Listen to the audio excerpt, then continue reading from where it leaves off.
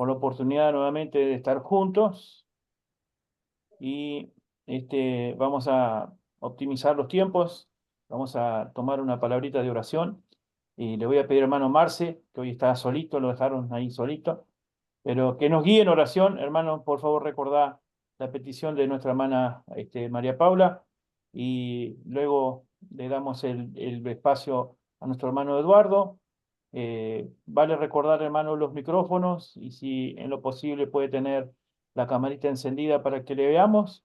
Nuestro hermano Rusber está medio complicado con su trabajo, así que va a estar por allí, pero no lo vamos a ver. Y hermano Carlitos está viajando, asistiendo en el ministerio, así que no va a estar con nosotros en esta nochecita. ¿Sí? Pero vamos a orar por ellos también. Así que, hermano Marce, si eres tan amable, guíanos en oración, por favor, hermano. Bueno, oramos, hermanos. Amado Padre, gracias por esta hora que nos permites compartir, Señor, el estar aquí con mis hermanos, el separar un tiempo, Señor, y poder oír tu voz, Señor, y siempre es de ánimo, Señor, escucharla. Y por eso queremos orar, Señor, para que tú nos hables y para que sea tu voz, Señor, la que podamos oír. Esa voz que nos cambia y nos transforma, Señor. Que tú nos sigas enseñando, Señor, Padre, por ahí a través del Espíritu Santo y que podamos conocerte, Señor. Y que esta palabra tuya, Señor, cambie nuestras vidas, Señor. Que este martes, Señor, podamos irnos diferentes, Señor, y no como hemos llegado, Señor. Oramos para que nos ayudes, oramos por Paula también, Padre, para que tú le puedas ayudar ahí con sus parciales, y por Robert también, Señor. Gracias por este tiempo, Señor, que nos permites compartir y que podamos ser diligentes, Señor, en estas horas, Señor. Que prestemos atención, Señor, y quita toda cosa que nos saque, Señor, que nos desenfoque, Señor. Que escuchemos esta palabra tuya claramente, Señor. Oramos por el profe para que lo guíes también, Señor, y para que le des palabra, Padre. Gracias por este tiempo. Oramos en Cristo Jesús. Amén. Amén. Gracias, Marce. Hermano Eduardo, todo su tiempo, el Señor te bendiga, hermano. Bueno, muchas gracias, queridos hermanos. ¿Ahí se ve en pantalla? Bien. Carlito les manda saludos a todos. Está en el Chaco al Impenetrable. Esta mañana tuvimos una pequeña intercambio de charla. También ahí está haciendo como una mini escuela bíblica. Creo que estaba dando consejería. Y bueno, recién va a venir el lunes. O sea, todavía tiene toda esta semana para estar ahí en el Chaco, en el Impenetrable ahí, ¿no? Con una misión, bueno, con sus desafíos, ¿no es cierto? Y el Señor lo está ayudando, ha ido con toda la familia, así que bueno. Bueno, mis queridos hermanos, no sé hasta acá cómo vamos. Por ahí estaría bueno que se diga si hay alguna duda, si hay algo que por ahí no se entendió, etcétera. Eh, Estamos sumergidos en lo que es eh, viendo la persona del Espíritu Santo, ¿no es cierto? Hemos visto ya, hemos hecho la primera clase una introducción un poquito más técnica, visto que no había tanta Biblia, con respecto a la problemática de cómo el ser humano, cuando se enfrenta con la teología, sus desafíos, sus problemas, sus limitaciones, ¿no? Con respecto a este tema. Hablamos de la revelación bíblica, ¿no es cierto? Hemos hablado de conceptos, ¿no es cierto? ¿Por qué se le llama neumatología? De la palabra griega neuma, que significa también aliento, viento, ¿no es cierto?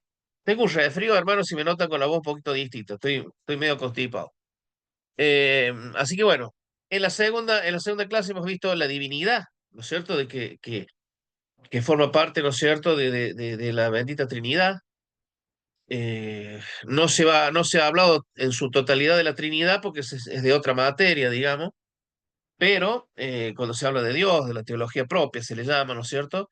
Se introduce también el tema de la Trinidad, pero hemos dejado en claro por un montón de textos que hemos visto, eso es lo importante. Ya voy a pasar los apuntes de las dos primeras clases, hemos dejado en claro que es Dios.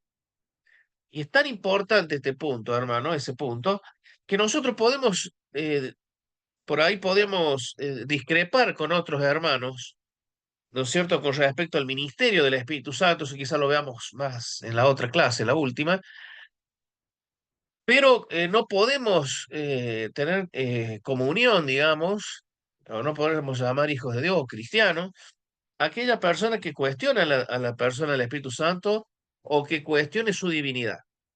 ¿Se entiende? Hay puntos, digamos, que en la doctrina cristiana que no. Juan mismo pone un límite, dice, el que no, el que dice que Cristo, Dios, el Hijo no ha venido en carne, no es de Dios, ¿sí? Entonces hay una división que uno tiene que poner en un límite en lo que es la doctrina cristiana, ¿no es cierto? Y después dentro de esa doctrina cristiana hay distintos énfasis, hay distintas interpretaciones. Por ejemplo, en la venida de Cristo, todos creemos en la venida de Cristo, algunos creen en un arrebatamiento posterior, antes o en la misma segunda venida, otros hablan de una gran tribulación, otros niegan el milenio, pero nadie dentro del cristianismo puede decirse cristiano y negar la segunda venida. ¿Se entiende? Después, dentro de esa doctrina, puede haber discrepancias, puntos, subpuntos, digamos, en la cual no nos pongamos de acuerdo con otros hermanos. Hay hermanos que son amileniaristas, no creen en el milenio literal, pero sí, claro, creen que Dios, que Cristo va a venir.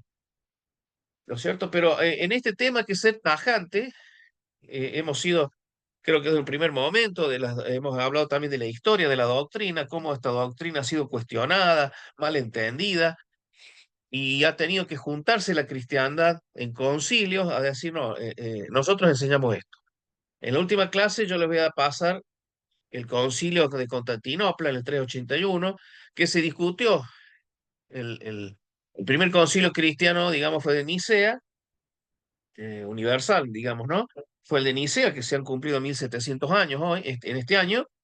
Ese era más cristológico, y el que vino fue también para sentar bases de la cristología, reafirmar el primer concilio, atacando y poniendo un cerco contra los arrianos, y también hablando de la personalidad del Espíritu Santo. ¿Se acuerdan que cuando habíamos dicho de la historia, esto va escondido detrás de la cristología? Lo primero que se discutió en el cristianismo, lo primero que se atacó desde fuera del cristianismo es la persona de Cristo, ¿no es cierto?, de Jesús.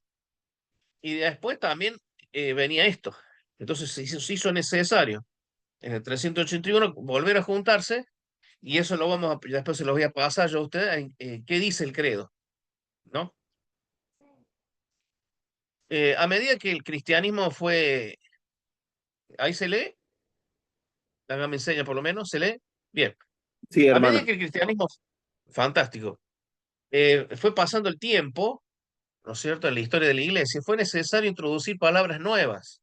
Ustedes recuerden que el primer cristianismo que nació en el seno del judaísmo, ¿no es cierto?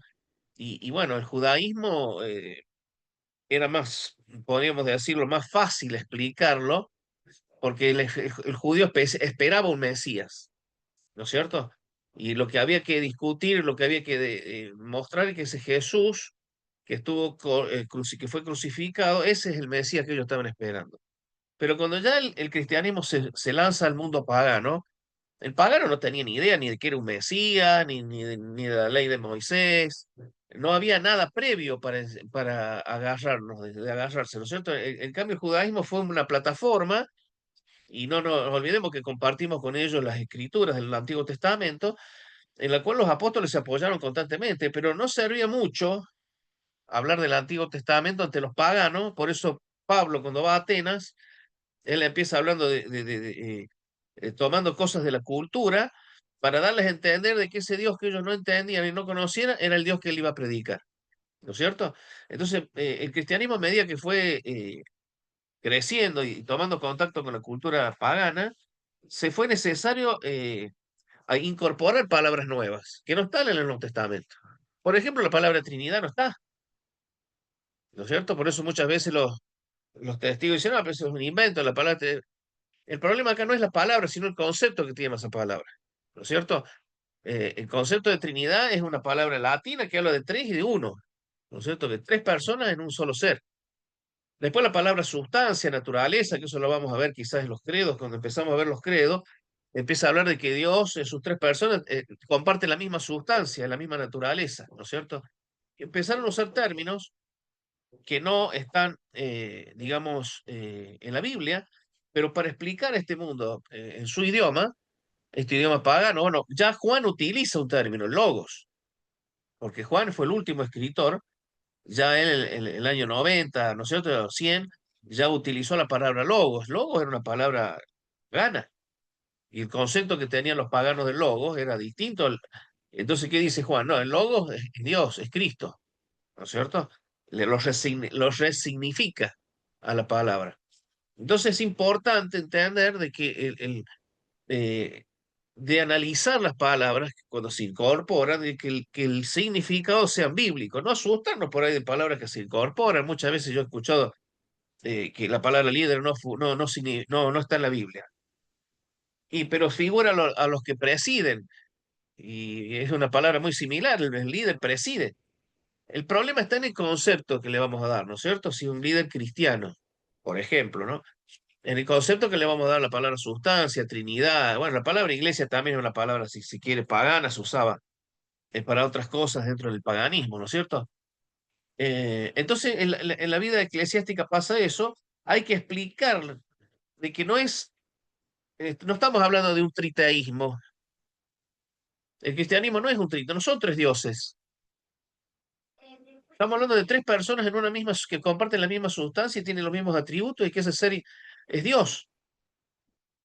Por eso dice un Dios personal, pero no es una sola persona, ¿sí?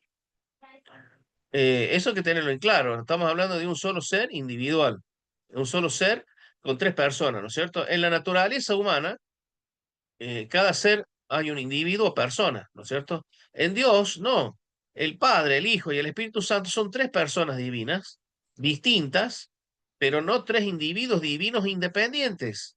Es un solo ser divino, ¿sí? Esto se ve más, ¿no es cierto?, cuando, en otra parte de la teología, que es cuando se habla de Dios, ¿no es cierto? Pero como estamos hablando del Espíritu Santo, tenemos que entender, por eso hemos visto la divinidad y ahora vamos a ver la personalidad del Espíritu Santo. Es una persona que a la vez es distinta a la del Padre y es distinta al Hijo, ¿sí? ¿Se acuerdan de los modalistas? ¿Se acuerdan que habíamos dicho los modalistas, que hay modalistas hasta el día de hoy? Es decir, aquel que decía que Dios es uno, pero a veces es Padre, a veces también se manifiesta, en el Antiguo Testamento se manifestaba como Padre, en el Nuevo como Hijo y ahora como Espíritu Santo. Eso se llama modalismo. No sé quién levantó la mano.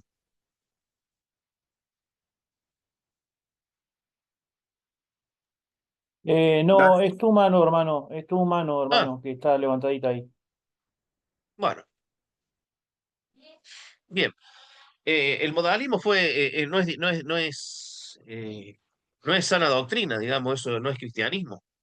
Y sin embargo hay muchos evangélicos que son modalistas, son solo Jesús, o explican la Trinidad de esta forma y cuestionan, ¿se acuerdan cuando dijimos cuestionan el Mateo 28, ¿no es cierto? Diciendo que eso no está en los originales, y no es cierto, sí está. En fin, tenemos que tener claro este concepto. Sin este concepto no estamos hablando del mismo Dios, estamos hablando de otro Dios, que no es el Dios de la Biblia, ¿no es cierto? ¿Que es un misterio? Sí. ¿Que es difícil de comprender? Ya hemos dicho la dificultad que tiene, ¿no es cierto? Pero es lo que nos muestra la revelación. No podemos ir nosotros, no podemos ni sobreexplicarlo porque nos excede muchas veces, y muchas veces los ejemplos, tenemos que tener cuidado con los ejemplos que ponemos, ¿no es cierto? Porque ninguno de los ejemplos que ponemos es cabalmente así, digamos. Eh, lo podemos poner a modo ilustrativo, ¿no es cierto? Pero hay que tener cuidado que no se entienda mal. Vemos en la escritura cuando habla alguna persona divina, eh, hay un yo, un tú y un él, claramente distintos. Eso ya no está hablando de tres personas, ¿no es cierto? Sin embargo, con los mismos atributos. Ya hemos visto que el Espíritu Santo es Dios porque comparte, lo hemos visto en la clase pasada, los mismos atributos que el Padre y de que el Hijo, ¿no? Para ver qué significa personalidad se pueden tener en cuenta estos conceptos. Y acá vamos a entrar en algunos conceptos que, ayudados un poco de la filosofía, la psicología, ¿no es cierto?, nos pueden ayudar a entender qué me hace ser persona a mí, ¿Qué me hace ser distinto a los animales o al al resto de la creación? ¿No es cierto? Y acá podemos ver tres, ¿no es cierto? Después vamos a ver otros más. Autoconciencia. Vamos a ver que esto, como les digo, no nos deja ser distintos al resto de la creación, porque los animales no tienen esto, ni autoconciencia, ni autoposesión, ni alteridad. La autoconciencia es ser lo que se entiende como espectadores de nosotros mismos, ¿no es cierto? Esa conciencia que nos hace ver nuestros actos. Acá hemos puesto nuestro ser íntimo, se percata de los fenómenos de nuestra conciencia y del exterior, ¿no es cierto? Se percata de que hay personas o cosas ajenas a nosotros.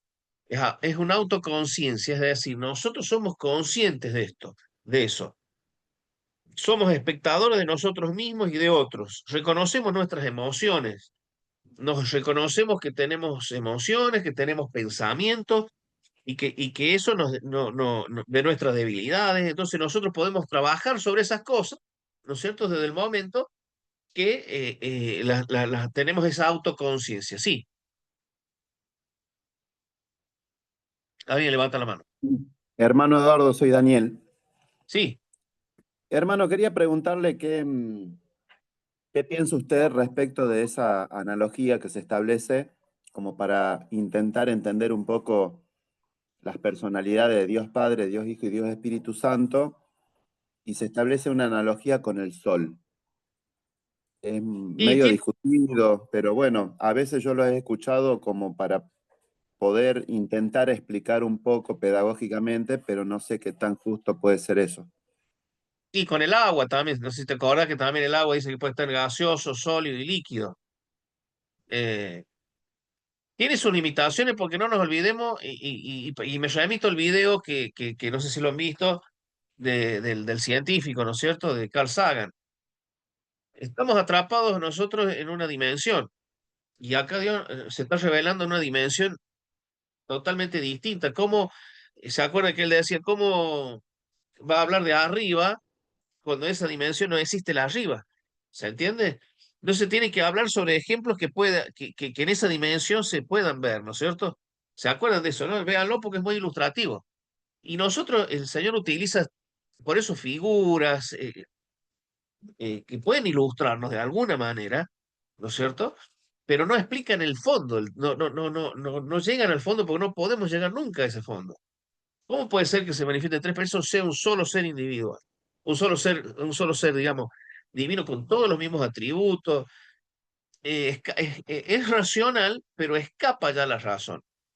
Y sirven esos ejemplos, hermanos, en la medida que digamos de que tiene limitaciones, ¿sí? Que tiene sus limitaciones. Porque acá estamos hablando de tres personas, ¿no es cierto? El agua, el sol, que eso tienen manifestaciones. Podemos caer en un modalismo, ¿no es cierto? Es decir, el agua es gaseosa y mañana puede ser, esa misma agua puede ser líquida, es medio modalístico, ¿se entiende? Acá estamos hablando de tres personas que subsisten en una misma esencia y las tres son eternas. No es que se manifiestan de una forma, son tres distintas, pero a la vez son uno. Entonces todo ejemplo es bueno siempre y cuando se aclare que es limitado. ¿Sí? No sé si respondo ahí. Sí, hermano, gracias. Sí, sí, se entiende. Es decir, un ser humano está tratando de explicar algo que es totalmente divino y es un misterio. Exacto, exacto. Bien, estamos definiendo entonces lo que es persona. Esta persona, para decir que es persona, tiene autoconciencia, tiene autoposesiones, es decir, es dueño de sus decisiones, es responsable de sus decisiones, de sus actos, elige entre varias posibilidades y elige la mejor, ¿no es cierto?, la que cree que es mejor para para su vida. Eso lo hace ser, eso significa la autoposesión, ¿no es cierto? No se guía por instinto como el animal no se pone a analizar, o sea, tiene instintos. Ve un carro y va y lo corre, ¿no es cierto? No se pone, es un instinto que él tiene, el perro, ¿no es cierto?, de correr autos y ladrarle, porque, bueno, es un instinto cazador, ¿no es cierto? Entonces va y persigue no se pone a pensar que eso no es una presa para agarrar. Nosotros tenemos posesión, somos dueños de nuestras acciones, somos responsables de nuestras acciones. ¿Sí? Eso es autoposesión. Sí, Hacer un dulce de leche para la familia, Mari. hay una mano levantada.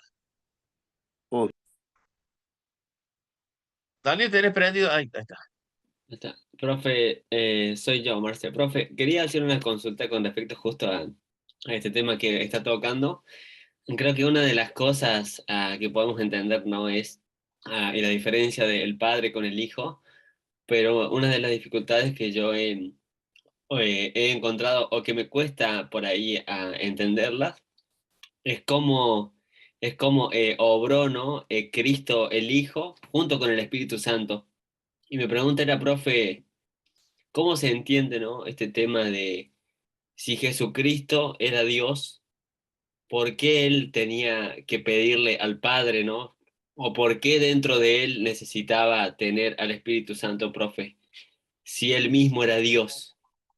Quería hacerle esa pregunta que de la clase pasada quería preguntársela, pero justamente ahora que está tocando, ¿no? Por ahí estos aspectos de una persona, quería preguntarle, profe, ¿por qué si el Señor era Dios, tenía que rogar a su Padre si él también era Dios?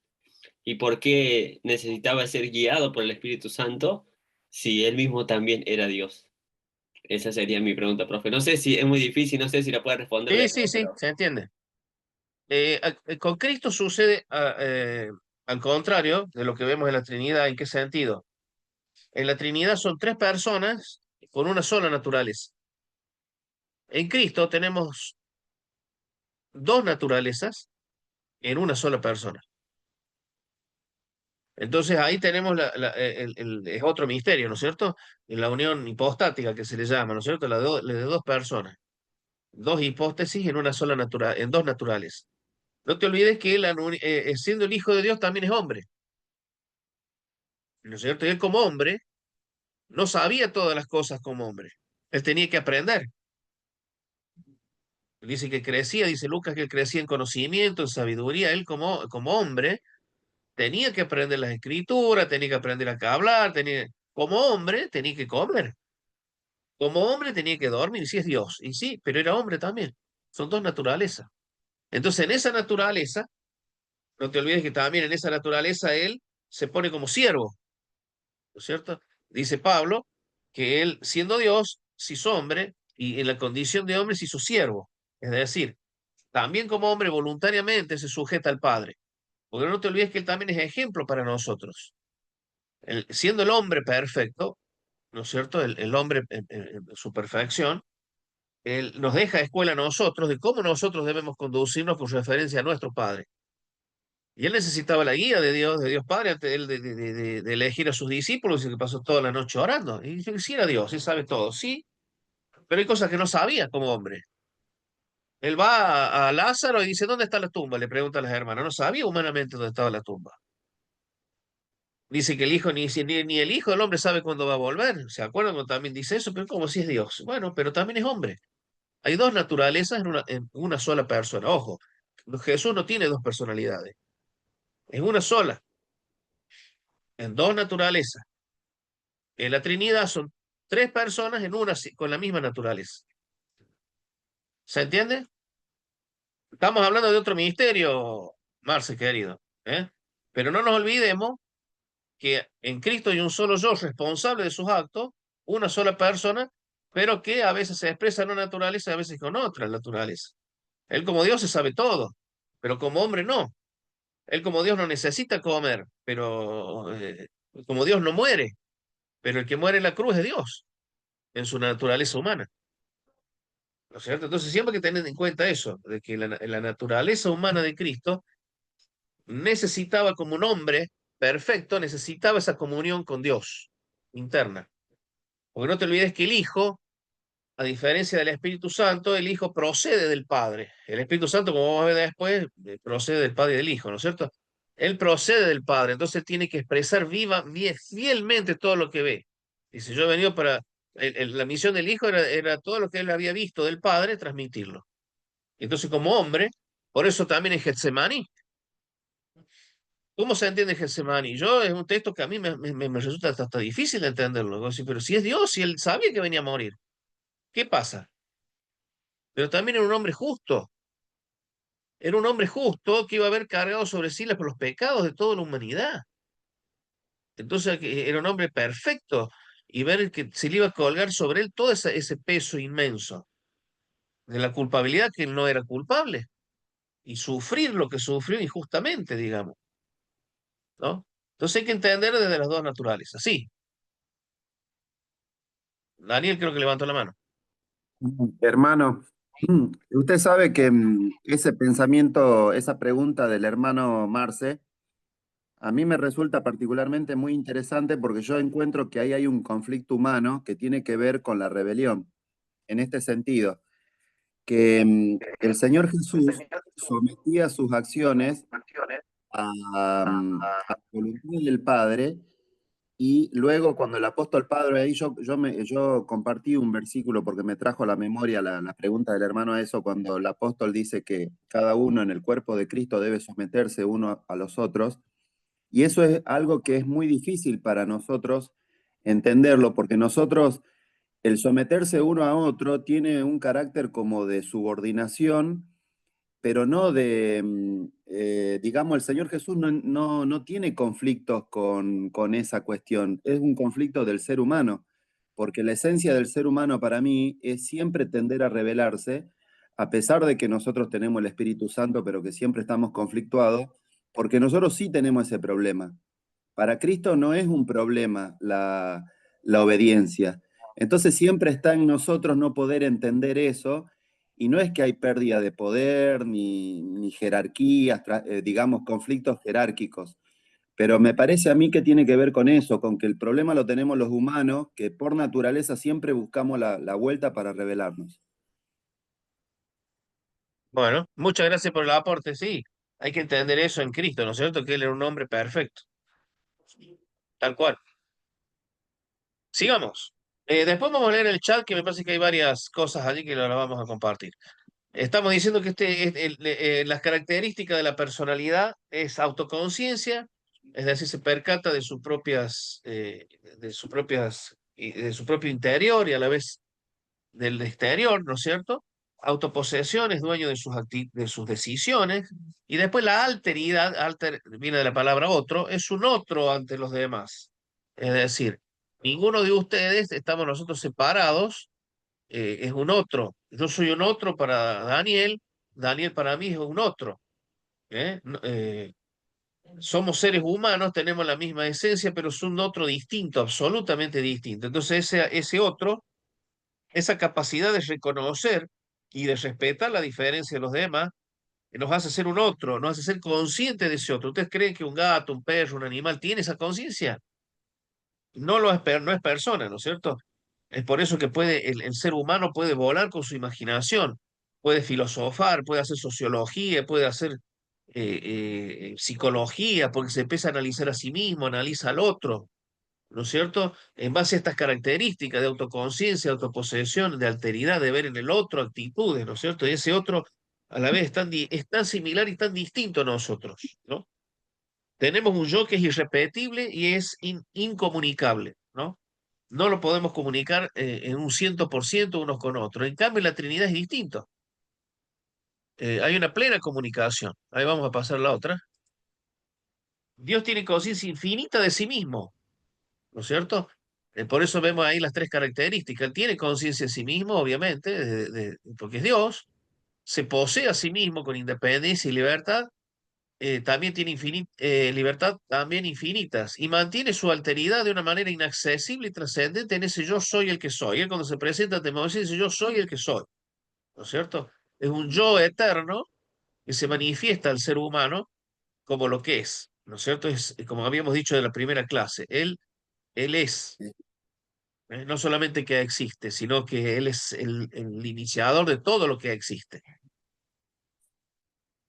Como se expuso anteriormente, se dificulta simple lectura ver que en las escrituras la personalidad, por no hablar de él, o sea, el Espíritu Santo de sí, desde sí o de sí, usando un yo como lo hace el Padre. Acordémonos en el bautismo, ¿no es cierto? Ahí hay una voz desde que dice yo soy que es el Padre, este es mi Hijo amado, hablo de un Él, distinto, ¿no es cierto? El Espíritu Santo, si yo mal no recuerdo, en Hechos 13 dice que habla y dice apartadme a Pablo y a a Bernabé, ¿no es cierto? Es muy difícil, él no habla de sí mismo, sino que habla del Hijo siempre, ¿no es cierto? Esa es la misión que él. Entonces por ahí muchas personas al no leer eso han entendido mal las Escrituras y han hecho desastres con esto, ¿no es cierto? La personalidad del Espíritu Santo ha sido muy discutida, eh, como también ha sido, como también la gente, si usted se pone a hablar, mucha gente dice, no, Satanás es una representación, es una imagen, no es una persona. Y también del Espíritu Santo se dice lo mismo, o sea, no es una persona, es una fuerza, una influencia, es un espíritu, algo así medio en el aire, ¿no es cierto? Pero acá estamos viendo que es Dios y que es una persona, ¿no? Bien, ¿por qué? Ahí vemos textos bíblicos, vamos avanzando en esos textos. Vayan buscándolo, así lo agilizamos. Y ahí vamos a ver en Juan 14, 16 y Juan 16, 13 las pruebas bíblicas de la personalidad del Espíritu Santo. Vamos a ver, pues, ¿por qué decimos que el Espíritu Santo es una persona? ¿No es cierto? Bueno, la Biblia lo trata como una persona. Juan 14, 16, ¿quién lo tiene? Ya lo hemos leído, ¿no? Pero recordémoslo.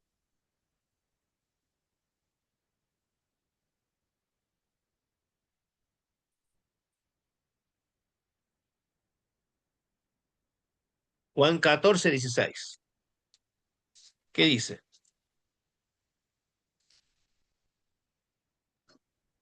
Y yo rogaré al Padre y os dará otro consolador para que esté con vosotros para siempre. ¿Se acuerdan qué significaba ese otro? La palabra otro era otro de la misma especie. El griego es muy exacto y utiliza otra palabra para otro cuando se trata de un otro totalmente distinto. En este caso, se enriquece sabiendo el idioma, ¿no es cierto? Los que saben el idioma hacen hincapié que si Cristo es una persona y si está hablando de otro, es que está hablando de una persona, no está hablando de una fuerza, ¿sí? No es la electricidad un poder como el poder de Grayskull, ¿se acuerdan? No sé si ustedes se acuerdan de He-Man, ¿me entienden? Estamos hablando de una persona que tiene autoconciencia, que tiene, como hemos dicho, alteridad, es decir, estamos hablando de una persona, de las características de una persona. Entonces, ese otro significa otro de la misma especie. Entonces, si Cristo es una persona, si el Hijo es una persona, el Espíritu Santo también lo es. Y Juan 16, 13. Dice, pero cuando Él, el Espíritu de verdad, venga, os guiará a toda la verdad, porque no hablará por su propia cuenta, sino que hablará todo lo que oiga y os hará saber lo que habrá de venir. Bien. Los que saben el idioma griego, ahí hay también la palabra él, la palabra neuma, espíritu, es neutra en el griego. ¿Se entiende? Entonces debe ir un artículo o debe ir un pronombre neutro. Y lo que aquí el griego hace por dos veces en este texto, ¿no es cierto?, es ponerle un pronombre personal, ¿no? Entonces eso es una palabra de kainos, que es eso. En vez de ponerlo en neutro, le pone un pronombre personal masculino, ¿no? Que se le da a una persona, no se le da a las cosas. No se le da a algo etéreo, ¿no es cierto?, sino a una persona. Entonces es tratado en la Biblia como una persona. Ese es el primer texto, ¿no es cierto? El segundo, los segundos, ahí dice los tres veces puesto A, es un error. Es B. Se puede pecar contra él. También puede ir como prueba de su divinidad, ¿no? Porque ¿quién puede pecar? Se peca contra Dios, ¿no es cierto? En Marcos 3, 28 al 30, ¿alguien lo buscó? Si no, los citamos nomás, ¿lo tienen? Lo puedo leer, hermano. Sí. De, Yo no tenía. Dale, Pablito. de cierto os digo que todos los os digo, pecados serán perdonados a los hijos de los hombres, y las blasfemias cualquiera que sean, pero cualquiera que blasfeme contra el Espíritu Santo no tiene jamás perdón, sino que es reo de juicio eterno, porque ellos habían dicho tiene espíritu inmundo. Bien. Entonces se puede pecar contra la electricidad, contra el viento. No, se peca contra una persona y esta persona es divina, ¿no es cierto? Esta puede ir en los dos lados. Al probar su divinidad, porque estamos pecando, ¿no? Como le dijo Pedro a Ananías y a Zafira, están pecando contra Dios, ¿no es cierto? Por eso hemos usado ese texto para hablar de eso. Se peca contra Dios y se peca contra una persona, ¿sí? Se distingue de las otras dos personas. Bueno, este es el Mateo 28:19, que dice el bautismo, ¿no es cierto?, en el nombre del Padre, del Hijo y del Espíritu Santo. O sea, pone al Padre, al Hijo y al Espíritu Santo en la misma categoría, ¿sí? Por eso dice en el nombre. No dice en los nombres, en el nombre del Padre, del Hijo, es decir, los tres comparten la misma naturaleza y los tres comparten esa personalidad también, que son distintas. Y acá hago un paréntesis, hermano. Muchas veces las oraciones, si ustedes ven, si escuchan, lo crucificamos al Padre, ¿o no?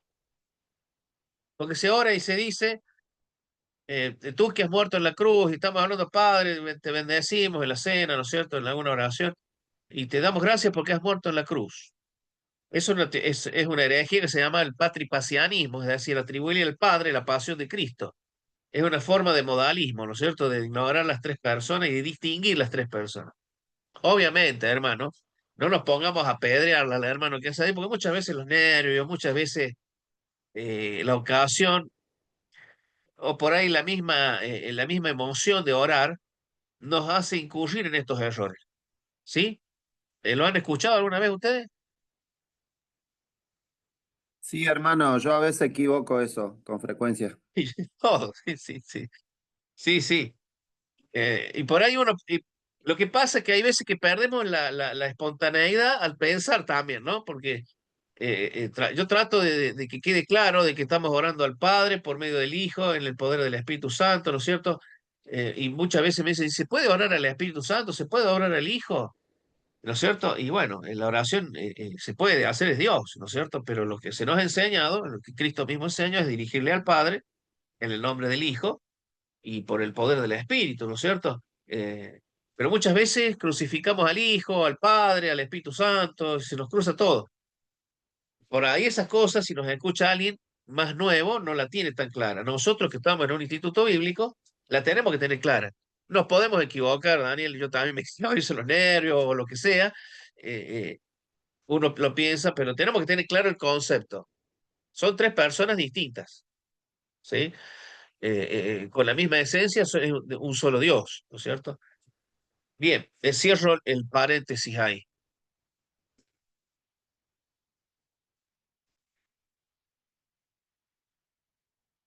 La persona tiene también de las cosas que hemos dicho, que los diferencia del resto del reino animal, del reino vegetal, es de que el ser humano tiene intelecto, sentimiento y voluntad. ¿Sí? Vamos buscando esos pasajes, vamos a ver que el Espíritu Santo tiene el intelecto, tiene sentimiento y tiene voluntad. A ver, alguien que busque alguno de los pasajes y me dice. Isaías 11:2 dice, reposará sobre él el espíritu del Señor, espíritu de sabiduría y de inteligencia, espíritu de consejo y de poder, espíritu de conocimiento y de temor del Señor. Bien, ahí nos está mostrando que es un espíritu que tiene intelecto, ¿no? Que es inteligente, podríamos decirlo así. Las personas somos inteligentes, todas son inteligentes, ¿no es cierto? Porque Dios nos dio un intelecto por el cual razonar, ¿no es cierto? Entonces aquí lo que nos está diciendo, después Juan 14, algo similar, que el Espíritu le va a dar a conocer, ¿no es cierto? Nos va a dar a conocer, nos está hablando de ese intelecto, ¿no es cierto? De que el Espíritu tiene conocimiento y a la vez lo transmite, ¿sí? Que eso es una característica del ser humano, del humano, de la persona. Nosotros somos reflejo de lo que pasó allí en la eternidad, ¿no es cierto? Somos hechos a imagen y semejanza, somos una pálida imagen, ¿no es cierto? De eso, por eso tenemos intelecto, sentimiento y voluntad, ¿no es cierto? Otro texto, a ver.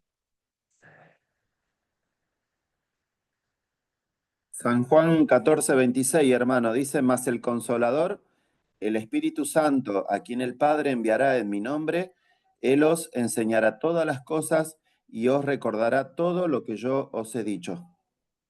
Bien, estamos hablando de lo mismo. Perfecto. Ahí nos está hablando del intelecto. Fantástico. ¿Otro texto más? Y no, Ah, Bueno, ahí lo leo yo, lo leo yo. Efesios 4:30 dice, y no contristéis al Espíritu Santo de Dios con el cual fuisteis sellados para el día de la redención. fantástico. ¿De ahí de qué nos habla? De que tiene sentimiento, que se entristece. Cuando vos pecas, cuando yo peco, dice el espíritu se entristece. Hay un sentimiento, ¿no es cierto? Bueno, y vuelvo a lo mismo. Nosotros tenemos y al revés la carga, ¿no? Pero acá estamos tratando de ponerlo en orden. Yo tengo intelecto, sentimiento y voluntad porque soy hecho a su imagen. No es al revés, ¿no es cierto? Pero para que se entienda, para que se vea que es una persona, no estamos hablando de algo, una fuerza impersonal, tenemos que hablar de intelecto, sentimiento y de voluntad. Otro texto más. Y de igual manera el Espíritu nos ayuda en nuestra debilidad, pues que hemos de pedir como conviene, no lo sabemos, pero el Espíritu mismo intercede por nosotros con gemidos indecibles. Bien. Ahí está hablando también de que corrige nuestros errores, ¿no es cierto? Y dicen que son gemidos indecibles, ¿no? No es algo frío, no es algo, hay un sentimiento que nos anhela, dice que el espíritu, dice en otra parte, nos anhela celosamente, ¿no? Eh, sí, sí, a la mano levantada. Hermano, yo estoy medio intenso hoy a la noche. Corresponde, por ejemplo, si uno entiende que peca y contrista al Espíritu Santo, corresponde en oración pedir perdón a la persona del Espíritu Santo, hermano.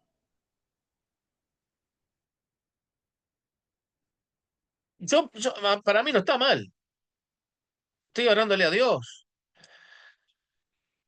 Si bien volvemos, ¿no es cierto?, a la oración como se nos enseñó, es al Padre por medio del Hijo, ¿no es cierto?, a través del Espíritu Santo, que es el que hace los gemidos, pero, a ver, no está pecando.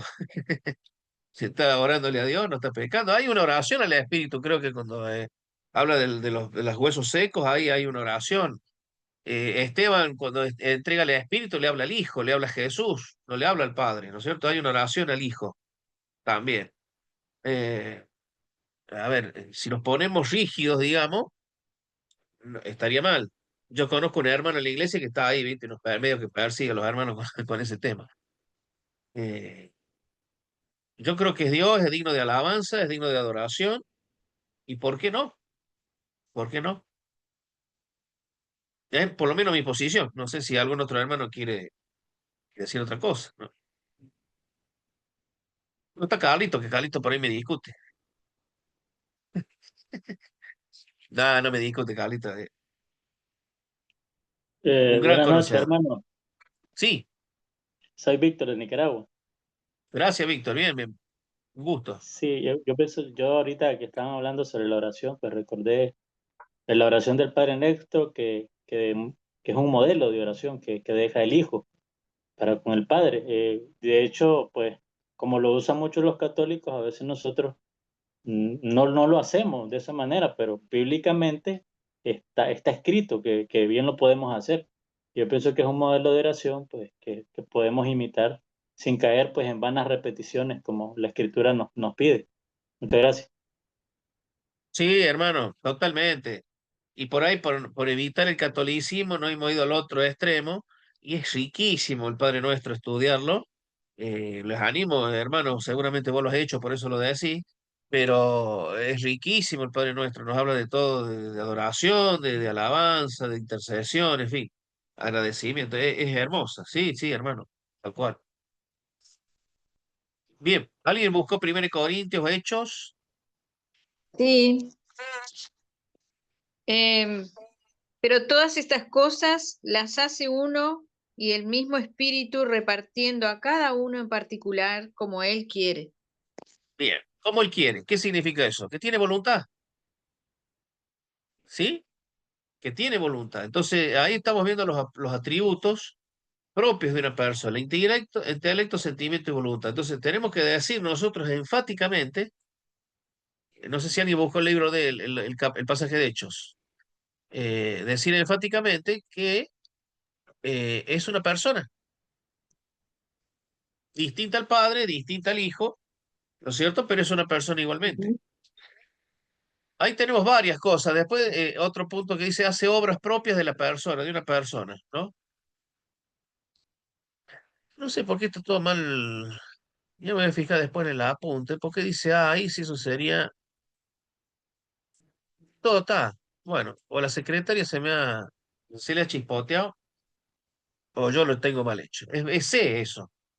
Hace obras propias, secretaria, mi señora, que me... No va a creer que tengo secretaria. Hace obras propias de una persona. ¿Qué hace una persona? Oye, escucha, habla, enseña, juzga, ¿sí? Convencer de pecado lo puede hacer una persona, no lo puede hacer una influencia, o una corriente de electricidad, un viento. Los guía, intercede, reparte dones. Ya el reparte dones ya lo hemos leído, ¿no es cierto? Como él quiere. No sé si alguien quiere leer algún otro texto. Puede ser contristado, también lo hemos leído, ¿no es cierto? Una persona, solamente una persona puede ser entristecida, ¿no?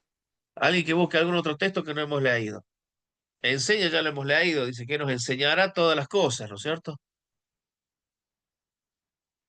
Busquen algún texto que no se haya leído. Hechos San 10. Juan, San Juan 16:8 me parece Bueno, un versículo importante, hermano. Dice, y cuando Él venga, convencerá al mundo de pecado, de justicia y de juicio. exacto, exacto. ¿Eso lo hace una influencia, lo hace alguien personal? No, lo hace una persona. Cuando él venga, dice, va a convencer. Entonces, tenemos muchos textos bíblicos que nos hablan de esto, contra las doctrinas erróneas de los testigos de Jehová, ¿no es cierto? Que hablan de que el Espíritu Santo no existe como tal, sino que es el Espíritu de Dios de una forma impersonal. O como los judíos, ¿no es cierto? Que niegan al Hijo y niegan al Espíritu Santo, por supuesto. Otro texto. Dice Hechos 20:28. Por tanto, mirad por vosotros y por todo el rebaño en que el Espíritu Santo os ha puesto por obispos para apacentar a la iglesia del Señor, la cual él ganó por su propia sangre. Bien. ¿Qué texto era ese, hermano? Hechos 20. Hechos 20:28, él designa también. Él designa. Fantástico. Sí, sí. Otra prueba de que es una persona que designa, que se comunica. Porque ese también, en todas estas cosas podemos ver que él se comunica, ¿no es cierto? Y eso lo hace una persona, tenemos que hacer ese hincapié, ese énfasis. Es falsa doctrina, es satánico, es diabólico no decir que el Espíritu Santo no es una persona o decir de que no es Dios. ¿Sí? Hay que rechazarlo de plano, es falsa doctrina, no es sana doctrina. Eso sí que no es sana doctrina. Podemos equivocarnos en otros énfasis, hermano. Y son hermanos en Cristo. Eso posiblemente lo veamos en la próxima clase, ¿no es cierto? Pero el otro martes. Pero en esto no lo podemos errar. Esto es básico, esto es el ABC del cristianismo. ¿Algún otro texto?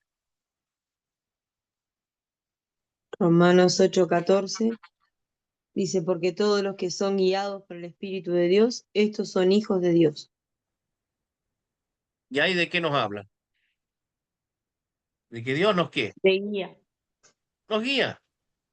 Fíjense de todo lo que tenemos en el poder del Espíritu Santo, ¿no? Y muchas veces nos hace falta, a mí me hace falta esa guía, me hace falta escuchar esa voz del Espíritu. El Espíritu ha venido para eso, ha venido para todo esto, para hablarnos, para oírnos, para convencernos de pecado, para guiarnos, para interceder, para darnos dones. Y eso lo vamos a ver más en la otra clase, pero ya nos estamos empapando de todos estos textos que nos están hablando de que es una persona y quiere comunicarse con nosotros, que quiere entablar una relación con nosotros. Ese Dios inmensamente, infinitamente distinto a nosotros. Él tiene una alteridad, un otro. Nosotros somos un otro ante Dios con una distancia infinita, ¿no es cierto? Pero ese Dios con esa distancia infinita que se le llama la trascendencia de Dios, a la vez es inmanente, es decir, se involucra en la realidad humana, se involucra en la historia humana, se involucra en mi historia, se involucra en tu historia, se involucra con vos como persona, en tu ministerio, en tu vida como cristiano, en tu vida como vecino, como padre. Somos nosotros los que ponemos esta, esta traba para no escuchar esa guía, para no entender de que Él es el que reparte los dones y que me ha dado un don para ministrarles a ustedes a mí, y así hacer la iglesia de Dios, ¿no es cierto? Sí, alguien levanta la mano.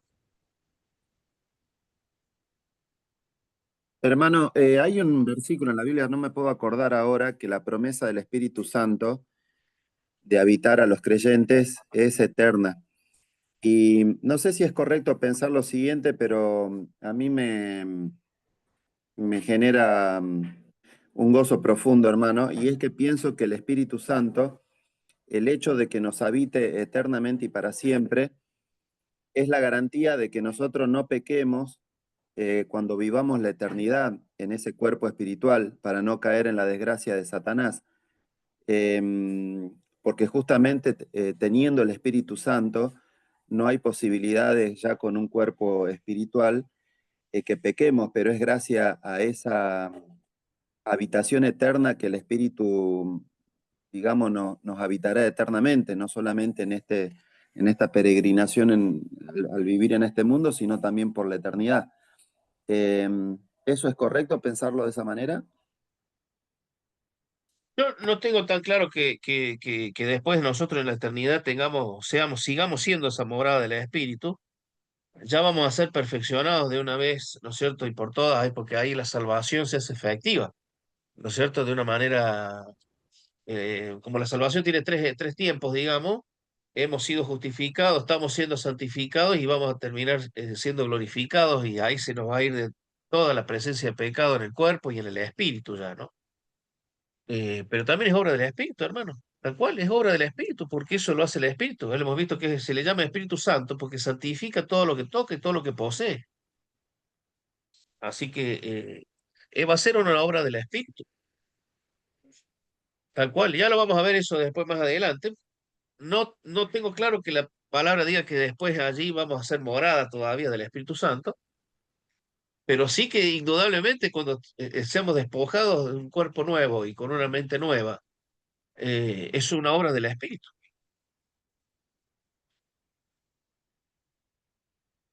Vamos a ver, si nos queda habíamos dicho que a la clase, digamos que la materia la dividíamos en tres. En tres habíamos hablado de la introducción, esta, digamos, es la naturaleza, y nos queda la presencia, ¿no es cierto? Del espíritu en la humanidad. Y dentro de lo que es la naturaleza, hemos visto que es Dios, que es persona, y ahora vamos a ver la procedencia, ¿no es cierto? Pero hagamos un descanso, ¿les parece? No sé, bueno, hacemos un Sí, descanso hermano, estamos y, en el y tiempo. de- bueno, y ya vemos y terminamos con el segundo punto, que es la naturaleza, y después quisiera avanzar un poquito sobre la presencia de Dios, ¿no es cierto? Y dividir lo que es el Nuevo y el Antiguo Testamento. Pero vamos a ver cómo andamos con los tiempos. Hacemos entonces, no sé, hermano, Bien, dígame usted. 10 minutitos y regresamos, hermanos. ¿Sí? 10 minutitos.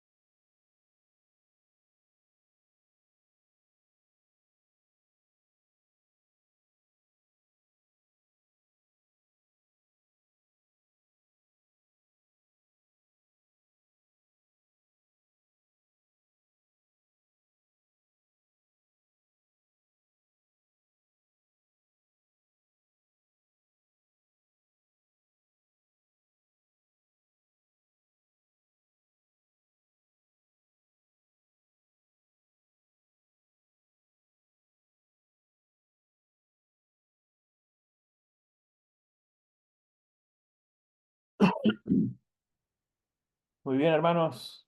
Han pasado los 10 minutos.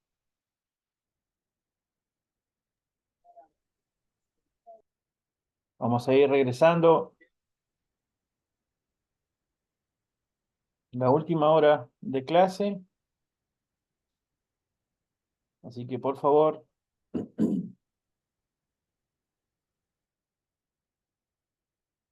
vamos todos. Muy bien. Hermano Eduardo, Bueno, su tiempo, hermano. bien. Dios te bendiga. Bendiciones, queridos. Como habíamos dicho, vamos a ver lo que es la procedencia dentro del orden, digamos, trinitario del Espíritu Santo. ¿Se acuerda que había habido una discusión teológica en la Edad Media? ¿Se acuerdan? Se llama filioque, ¿sí? Filioque, ¿qué significaba? Y del hijo. Martín levantó la mano. Sí, Sí, profe, me escucha bien. sí. Quería preguntarle el hecho de que, si estás con esto del Espíritu Santo, con el hecho de que si hay alguien, No, un no, judío, ¿me escuchas? no te escucho bien. Ahí se me interfirió algo ahí. No sé si alguien lo escuchó para... No, ¿No? se le entrecorta, hermano, se le entrecorta. A ver si puede mejorar o acercarse al router o algo así.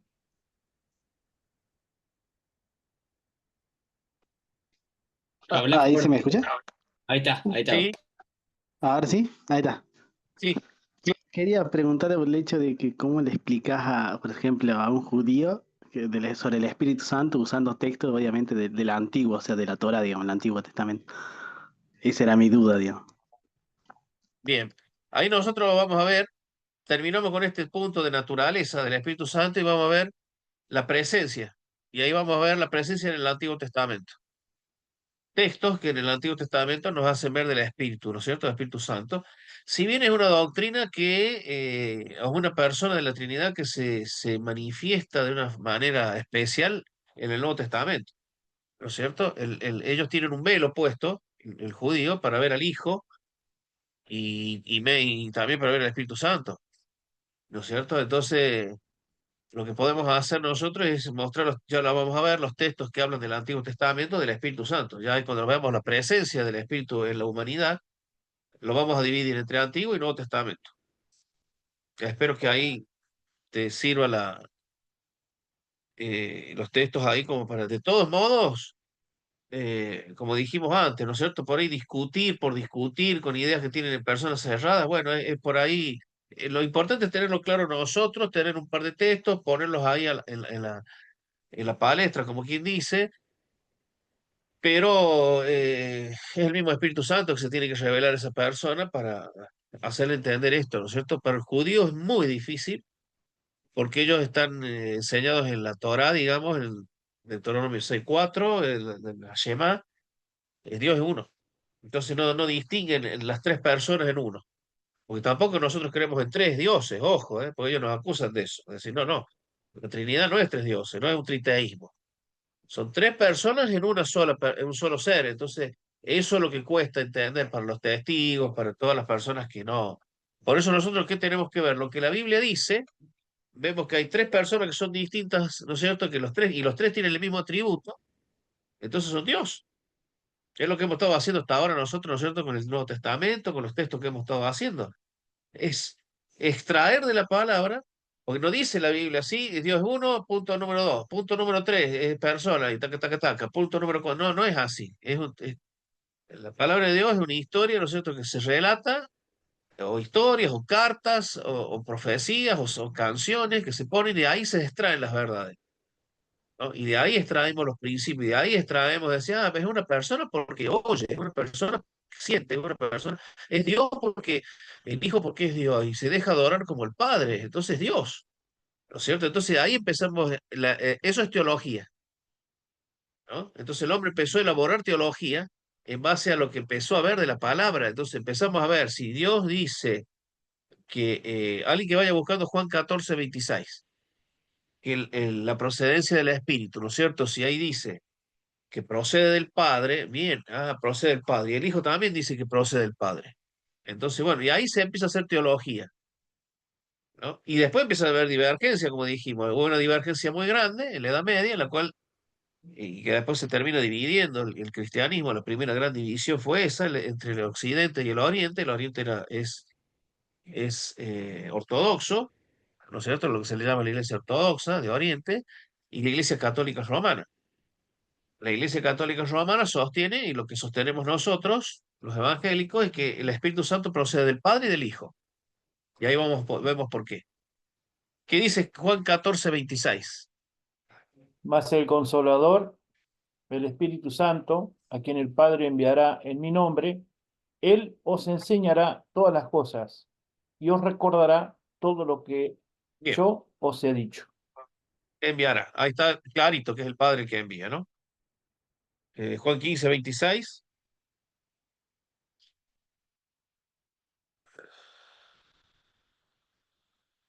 Para cuando venga el Consolador, a quien yo os enviaré del Padre, el Espíritu de verdad, el cual procede del Padre, Él dará testimonio acerca de mí. Bien, ahí dice expresamente que procede de quién. Del Padre. ¿Sí? Eso no está en discusión, entonces toda la cristiandad afirma eso. El problema está que si procede del Hijo también, el ortodoxo dice que no, que procede del Padre porque es el iniciador de todo a través del Hijo, ¿no? Entonces ahí empezó a haber esa discusión teológica, la del filio, que ya vamos a ver que después lo tiene la bronca el Oriente porque se les introdujo en el credo niceno y en el credo de Constantinopla, se introdujo y del Hijo. Y ellos dijeron, no decía y del Hijo, lo ponen después ustedes. Entonces, bueno, ahí empezaron las discusiones teológicas. Eso lo vamos a ver cuando veamos los credos, ahí vamos a ver la introducción cuando dice y del Hijo, que produjo esa división, ¿no es cierto? Entre otras cosas, produjo una división teológica. Entre otras cosas, los ortodoxos no tienen imágenes tridimensionales, tienen imágenes en pintura, ¿no? Bueno, son discusiones teológicas que se dieron en el tiempo. El Hijo también procede del Hijo, aunque no lo dice explícitamente, no usa la palabra proceder del Hijo, la palabra en griego, no está escrito así, pero lo vamos a ver, aunque está implícitamente de tres maneras. Juan 15:26, ¿qué dice?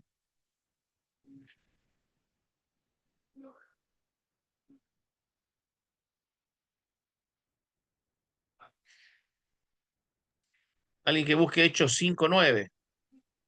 San Juan 15:26 dice, pero cuando venga el Consolador, a quien yo os enviaré del Padre, el Espíritu de verdad, el cual procede del Padre, Él dará testimonio acerca de mí. Bien, ahí dice que Esos, procede del Padre, dice que procede del Padre, pero también dice que lo va a enviar, ¿no?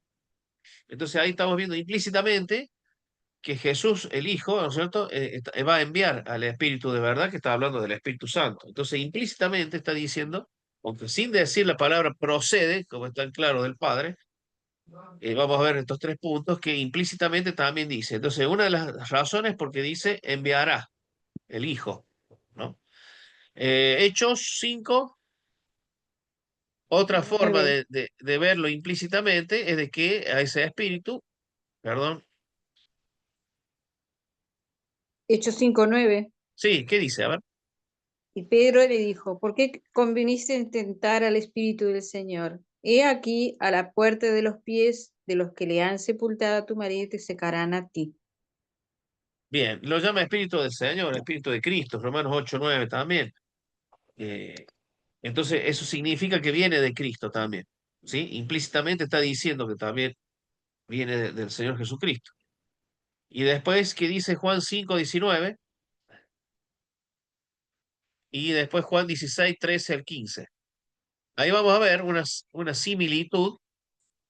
Otra vez volví a pasar lo que no tenía que pasar. Ahí está. Tengo la imagen de ustedes acá y la estoy corriendo. Bueno, Juan 5:19, a ver qué dice.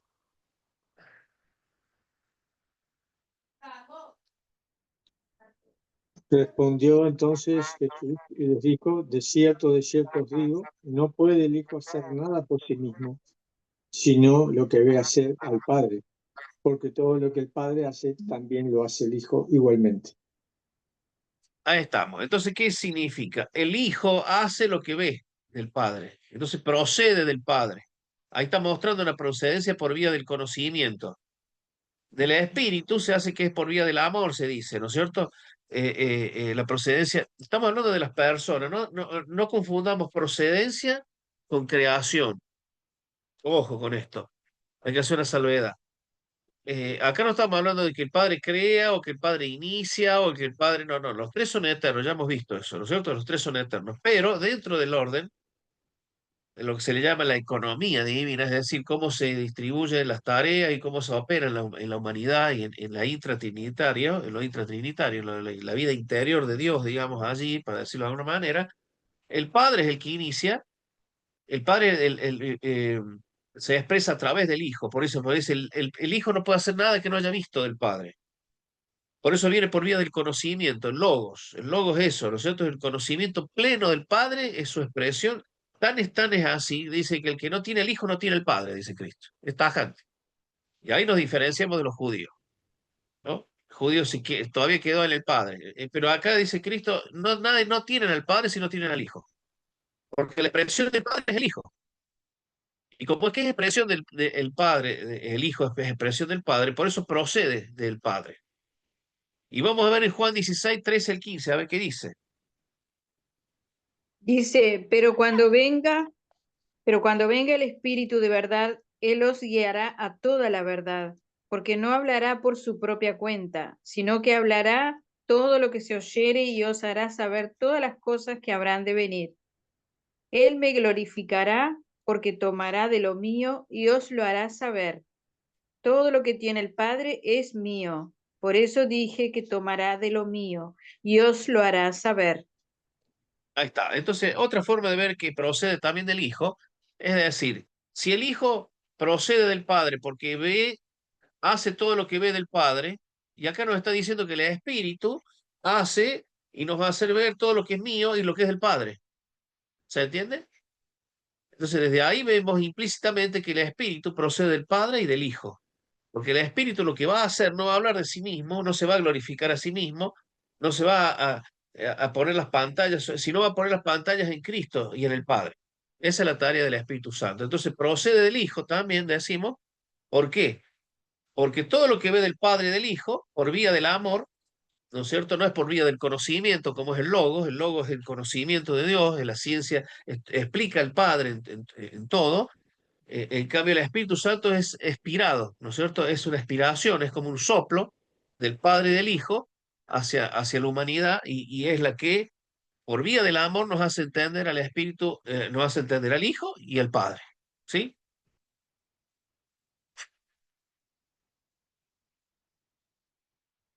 Y con eso daríamos concluida la segunda parte que hemos hablado de naturaleza del Espíritu Santo. Hemos visto que el Espíritu Santo es Dios, que es persona y que procede tanto del Padre como del Hijo.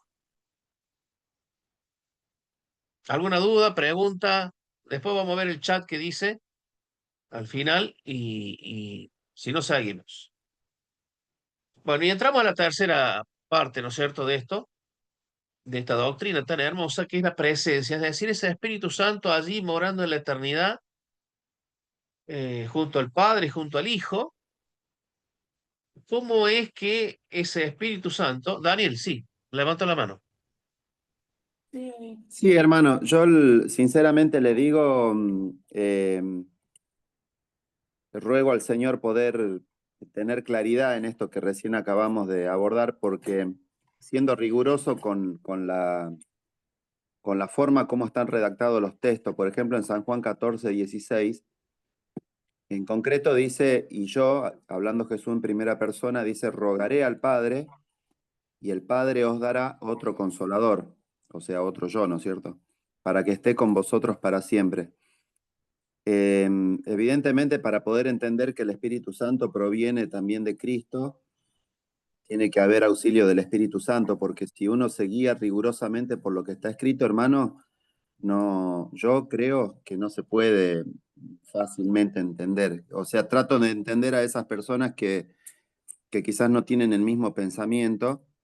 Yo por lo menos, y lo he comparado con otras versiones mientras usted estaba exponiendo, y como que concretamente dice eso. Sin ánimo de polemizar, hermano, solamente hago un comentario. Fantástico, sí, estás expresando lo que dije en un comienzo, no usa la palabra proceder del hijo, no, o sea, no usa la palabra griega, lo hace sí con el padre, pero para ver que también es del hijo, hemos usado esos tres razonamientos que hemos visto ahí. Se le llama Espíritu del Señor, se usa también procedencia del hijo del padre porque ve y refleja lo que hace el padre, y el Espíritu procede del padre y del hijo porque también ve lo que hace el padre y el hijo, ¿no es cierto? Eh, eh, Hemos visto el primer razonamiento también, que por eso es implícito, por eso es que esto es teología, es razonamiento, ¿no es cierto? A ver, ahí lo volvemos a ver. Y también dice que Jesús va a enviar. En Juan 15:26 dice, procede el Padre, pero yo también los envío, ¿no es cierto? No se olvide que el Padre no hace nada sin el Hijo. Es decir, eh, por eso lo que es ortodoxa, o sea, lo que la Iglesia Católica en su momento y el protestantismo ha adoptado, digamos, es esta procedencia, ¿no es cierto? El cambio, la Iglesia Ortodoxa dice, procede del Padre, ¿no es cierto?, a través del Hijo, ¿sí? Y eso fue una contienda teológica que dividió el cristianismo, ¿no? Fue uno de los puntos que dividió el cristianismo. Eh, pero bueno, nosotros entendemos que es así, que procede tanto del Padre como del Hijo.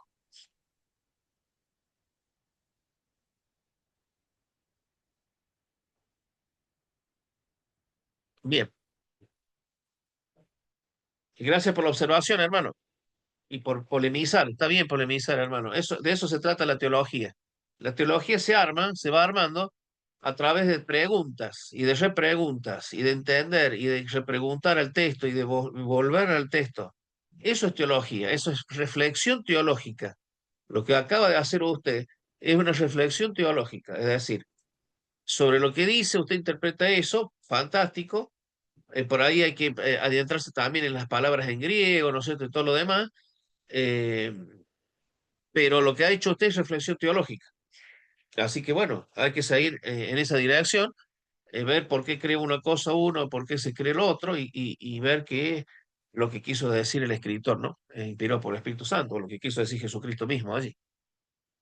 Bueno, hay que entender que la presencia, y cuando hablamos de esa presencia, de ese Dios trascendente allí, ¿no es cierto?, infinito, con una alteridad totalmente distinta a la nuestra, una naturaleza totalmente distinta, ¿cómo se va a relacionar con la materia? ¿No? Nosotros somos materia. Y para los griegos es un escándalo, porque la materia no se podía, no, el espíritu no tenía nada que ver con la materia, ¿sí? Eh, Eso influyó también en el cristianismo mucho, es decir, que toda la materia era mala y el espíritu era bueno, ¿no es cierto? Venía de Platón, de los filósofos, ¿no es cierto? De no entender que el espíritu podía tocar materia o podía hacerse hombre, ¿no es cierto? Por eso la definición del verbo de Juan y de los primeros cristianos, de tratar de explicar de que sí, de que ese verbo es Dios hecho carne, dice Juan. Por eso repite tanto el Evangelio de Juan eso, ¿no es cierto? Ese verbo infinito, Espíritu Santo, pero el Espíritu de Dios, el Espíritu de Dios mismo, siendo Espíritu purísimo, infinitamente puro, se hizo hombre. Eso era una cosa, así un ruido terrible para la cultura griega, ¿no es cierto? Y calculen ustedes el Espíritu Santo morando en las personas. Entonces vamos a ver cómo en las diferentes etapas que se nos muestra en la Biblia, ¿no es cierto?, en el Nuevo y en el Antiguo, cómo se ha diferenciado esta presencia del Espíritu Santo. Entonces lo que vamos a ver hoy, y después vamos a dejar para el otro martes el Espíritu Santo en el Nuevo Testamento. Lo que vamos a ver es en el Antiguo Testamento y un poco, vamos buscando los pasajes, por favor, un poco contestando al hermano que habló de los hebreos. Aquí vamos a ver textos que no están hablando del Espíritu Santo.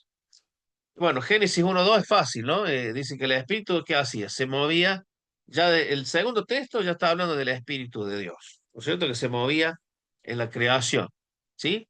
ya ahí ya no estamos mostrando el Espíritu Santo, ¿no?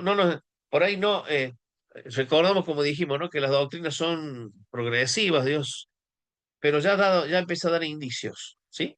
Si bien la doctrina explota, para decir de una manera, o se explica mucho mejor en el Nuevo Testamento, ya en el Antiguo Testamento vemos el accionar del Espíritu. En la creación, en Salmo 104:30, no sé si alguien lo buscó. Envías tu espíritu, son creados y renuevas la faz de la tierra. Bien, ahí habla del Espíritu. Después también nos muestra el Espíritu Santo capacitando personas. Génesis 41:38. A ver, Éxodo 31. Estamos hablando de la tarea, de la presencia del Espíritu Santo en tiempos del Antiguo Testamento.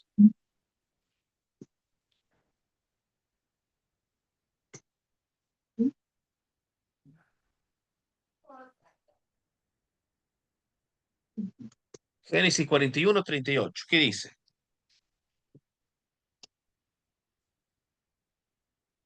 Y dijo Faraón a sus siervos, ¿acaso encontraremos a otro hombre como este, en quien esté el Espíritu de Dios? ¿De quién estaba hablando ahí? De José. El Espíritu Santo, hermano. De José. Bien, pero ¿sobre quién? Sobre José. Sobre José. Bien, estaba para capacitarlo a José. Y el faraón le dice, ¿a quién vamos a encontrar que el espíritu, ¿no? Que tenga el Espíritu de Dios sobre él, como esta persona, ¿no? De José. Qué bárbaro, ¿no? Qué ejemplo, ¿no? Para nosotros, que alguien un pagano, una persona ajena a Dios y a todas las cosas, haya reconocido en él algo distinto, ¿no? Éxodo 31, ¿de qué nos habla? A ver, los primeros versículos. O por lo menos, si los leemos, o por lo menos que más o menos la parte central. Habló Jehová a Moisés diciendo, mira, yo he llamado por nombre a Bezalel, hijo de Uri, hijo de Ur, de la tribu de Judá, y lo he llenado del Espíritu de Dios, en sabiduría y en inteligencia, en ciencia y en toda arte, para inventar diseños para trabajar en oro, en plata y en bronce, y en artificio de piedra para engastarlas, y en artificio de madera para trabajar en toda clase de labor. Y aquí que yo he puesto con él a Goliat, hijo de Isamar, de la tribu de Dan, y he puesto sabiduría en el ánimo de todo sabio de corazón, para que hagan todo lo que te he mandado. Bien, ahí vemos el Espíritu de Dios capacitando a Bezaleel y a Oliab para una tarea específica, que era el templo, ¿no es cierto? El tabernáculo. Entonces ahí vemos ya el Espíritu Santo capacitando. Jueces 13:25, les leo yo, que dice, y el Espíritu de Jehová comenzó a manifestarse en él, en los campamentos de Dan, entre Sora y Estaol. ¿Está hablando de quién? De Sansón. Acá le está dotando de fuerza a Sansón. Dice que el Espíritu de Jehová comenzó a manifestarse en él. Comenzó a manifestarse en él.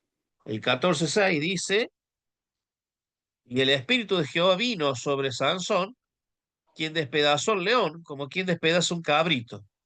¿Sí? Lo dotó de una fuerza especial. El Espíritu de Dios no está diciendo que sea la fuerza de Sansón. No era Hércules, ¿no? Era Sansón, era un ser humano que el Espíritu de Dios lo tomaba y le daba una fuerza especial porque él tenía un pacto especial de nazareato, ¿no es cierto? Que le capacitaba, lo dedicaba, mejor dicho, a Dios en su vida, y después se lo nombra juez, ¿no? En la época de los jueces se lo nombra juez de Israel.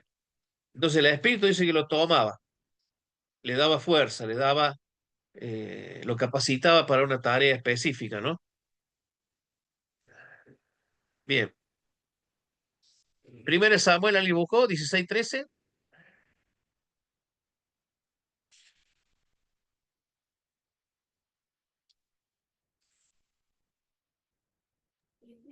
Hermano, yo compartí ahí en Daniel, porque justo me acordé en esto de José, dice que en Daniel 6:3 dice que Daniel mismo era superior a estos sátrapas y gobernadores porque había en él un espíritu superior y el rey pensó en ponerlo sobre todo el reino.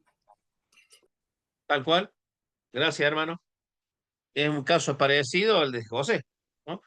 Que sobresale en un país pagano, en un país, digamos, totalmente ajeno a las leyes de Dios, y el Espíritu de Dios dice que moraba y es sobre él, ¿no? Fantástico. José, Daniel, qué ejemplo, ¿no? 1 Samuel 16:13 dice, si nadie lo busca, lo busco yo. Y si Dice Samuel, sí, lea. perdón, y Samuel tomó el cuerno del aceite y lo ungió en medio de sus hermanos, y desde aquel día en adelante el Espíritu de Jehová vino sobre David. Se levantó luego Samuel y se volvió a Ramá. Y desde aquel día en adelante dice que el Espíritu de Jehová vino sobre David. Bien, seguimos viendo que el Espíritu sigue señalando personas, sigue capacitando personas. 1 Samuel 19, 20 y 21. Ahí lo vamos a ver. Saúl. Ahí vamos a ver un pasaje, para decirlo de alguna manera, ¿no? Raro, no, atípico, ¿no? Porque vamos a ver que agarra un grupo. 1 Samuel 19, 20, 21 dice, entonces Saúl envió mensajeros para que trajeran a David. ¿Se acuerdan que Saúl estaba ahí medio de punta con David, ¿no es cierto? Enojado, y bueno. Entonces Saúl envió mensajeros para que trajeran a David, los cuales vieron una compañía de profetas que profetizaban, y a Samuel que estaba allí y los presidía. Y vino el Espíritu de Dios sobre los mensajeros de Saúl, y ellos también profetizaron. Eso que iban a ir a buscarlo a David, estuvieron en medio de los profetas, dice que el Espíritu los agarró y entraron a profetizar, ¿no? Cuando lo supo Saúl, envió otros mensajeros, los cuales también profetizaron. Y Saúl volvió a enviar mensajeros por tercera vez y ellos también profetizaron. Ahí vemos que el Espíritu Santo actuó sobre un grupo de personas en un caso muy específico, ¿no? Segunda de Crónicas, ¿qué dice? 24:20. Entonces el Espíritu de Dios vino sobre Zacarías, hijo del sacerdote Joiada, y puesto en pie, donde estaba más alto que el pueblo, les dijo, así ha dicho Dios, ¿por qué quebrantáis los mandamientos de Jehová? No os vendrá bien por ello, porque por haber dejado a Jehová, él también os abandonará. Bien, ahí es medio implícita la relación, habla sobre los profetas. No se olvide que los que eran ungidos, y habíamos dicho que el aceite de la unción era el aceite, digamos, de esa unción es símbolo del Espíritu Santo, se hacía también sobre los profetas, sobre los reyes y los sacerdotes, ¿no? Entonces los tomaba eventualmente para la labor profética. 1 Pedro 1:21.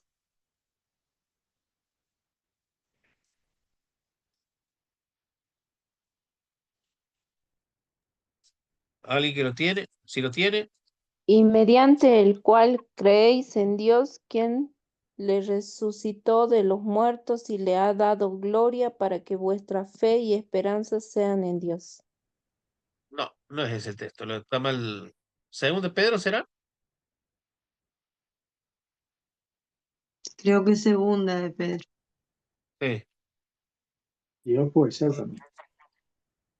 De primera de Pedro. Sí, puede ser, hermano, segunda de Pedro Sí. 1:21. ¿Qué dice? Porque nunca la profecía fue traída por voluntad humana, sino que los santos hombres de Dios hablaron siendo inspirados por el Espíritu Santo. Bien, está hablando principalmente del Antiguo Testamento. Dice que ellos hablaron inspirados por el Espíritu Santo. Y el texto anterior, 2 de Crónica 24:20, sí, lo menciona el Espíritu. Dice que vino, entonces el Espíritu de Dios vino sobre Zacarías. Para completar eso. Y ahí Pedro, bueno, está hablando de la inspiración del Antiguo Testamento, sobre todo, ¿no es cierto? Ha sido por el Espíritu Santo. Dice que esos escritores lo hicieron soplados, dice, ¿no? La palabra inspirado es eso, es soplado por el Espíritu, ¿no? Ageo 2, 4 y 5. Seguimos viendo lo que está haciendo el Espíritu Santo en el Antiguo Testamento. Ageo 2, 4 y 5. Yo lo leo, hermanos. Diga, vamos, sí. Pues ahora, Zorobabel, esfuérzate, dice Jehová, esfuérzate también, Josué, hijo de Josadac, sumo sacerdote, y cobrad ánimo, pueblo todo de la tierra. Dice Jehová, y trabajad, porque yo estoy con vosotros, dice Jehová de los ejércitos. según el pacto que hice con vosotros cuando salisteis de Egipto. Así mi espíritu estará en medio de vosotros. No temáis. Hermoso texto, ¿no? Qué hermoso texto, hermano. Tómelo para sí, tómelo. Si está en el ministerio, si está en la obra, si está en las cosas del Señor y se siente cansado, se siente a veces que está luchando solo, se siente que está peleando contra los molinos de viento, se siente que no tiene objetivo, se siente que no hay fruto. Qué pasaje hermoso, ¿no? Dios mismo diciéndole, está mi espíritu con ustedes, cobren ánimo. En la tarea que están esos hermanos estuvieron en ese momento y en la que estamos nosotros, hermanos, muchas veces humanamente es ingrata, es una tarea muchas veces desprestigiada, inclusive por el mundo, por la gente del mundo, por la iglesia misma, ¿no es cierto? Aquel que pastorea, que ayuda, que visita a los enfermos, está en los hospitales o en las cárceles o visitando, o en la escuelita dominical, en un ranito feliz, en algún ministerio, cualquiera sea, hermano, cualquiera sea. El Espíritu de Dios está con vos, está con nosotros. Y por medio del profeta le tenía que influir ánimo, diciendo el Espíritu de Dios está con ustedes, cobren ánimo, no están haciendo las cosas porque sí, están haciendo las cosas porque Dios se los ha mandado y hay veces que en el fragor de esa batalla, en el fragor del cansancio, en la rutina a veces, para decirlo de alguna manera, caemos en desánimo, caemos en cuestionamientos hacia Dios, hacia los hermanos, hacia nosotros mismos. Pero siempre el Señor, por medio de su Espíritu Santo, nos promete esta presencia, ¿no? Qué hermoso pasaje, Ageo 2, 4 y 5. ¿No le parece? Ezequiel 36, 26, 27. Este texto es clave, hermanos. Este texto es clave, como decía recién el hermano, a los judíos también, porque el pacto que Dios establece con el pueblo de Israel, de alguna manera ese pacto, digamos, fue un pacto de ley, como después lo vemos en el Nuevo Testamento, ¿no es cierto? Contrasta la ley con la ley del Espíritu, o la ley de Cristo, ¿no es cierto? En cierta forma, no puede cambiar a las personas, es un fracaso en el sentido que no puede obrar cambios permanentes, digamos, solamente la ley, dice Hebreos, o dice Pablo mismo, estaba puesta para mostrar al hombre que era pecador, que era insuficiente y que tenía que hacer sacrificios apuntando a un futuro, Mesías, eh, para cubrir esos pecados que iban a ser después, ¿no es cierto? Más adelante. Entonces, este texto de Ezequiel es fundamental, porque ahí está hablando de un nuevo pacto. Y fíjense las características de ese nuevo pacto. Ezequiel 36, 26 y 27. Dice, Ezequiel 36, 26 y 27 dice, os daré un corazón nuevo y pondré espíritu nuevo dentro de vosotros. Y quitaré de vuestra carne el corazón de piedra y os daré un corazón de carne. Y pondré dentro de vosotros mi espíritu y haré que andéis en mis estatutos y guardéis mis preceptos y los pongáis por obra. Está hablando de un nuevo pacto. Hermano, eso es lapidario. El pacto termina cuando Cristo muere allí en la cruz y resucita. Ahí dice, en la cena misma, el Señor dice, esta es la sangre de un pacto nuevo, de un trato nuevo, de un tratado nuevo con la humanidad, hay un trato especial. En la ley no podía convertir el corazón de piedra, de carne. No podía, no tiene ese poder para hacerlo. El espíritu dice, entonces voy a poner un espíritu nuevo que haga que ese corazón sea de carne. Ya lo estaba profetizando en Ezequiel. Jeremías dice algo parecido, que iba a haber un trato nuevo, un tratado nuevo, que eso iba, que si hasta ese momento no habían servido a Dios de corazón, el pueblo de Israel, y cuando viene Jesús a la tierra, ve que ese pueblo estaba tan lejos de él que no lo reconoce. Y lo peor, que algunos reconocían, y el pecado contra el Espíritu Santo era casualmente ese, de resistir al Espíritu Santo, de decir que las obras que él estaba haciendo eran hechas por Satanás.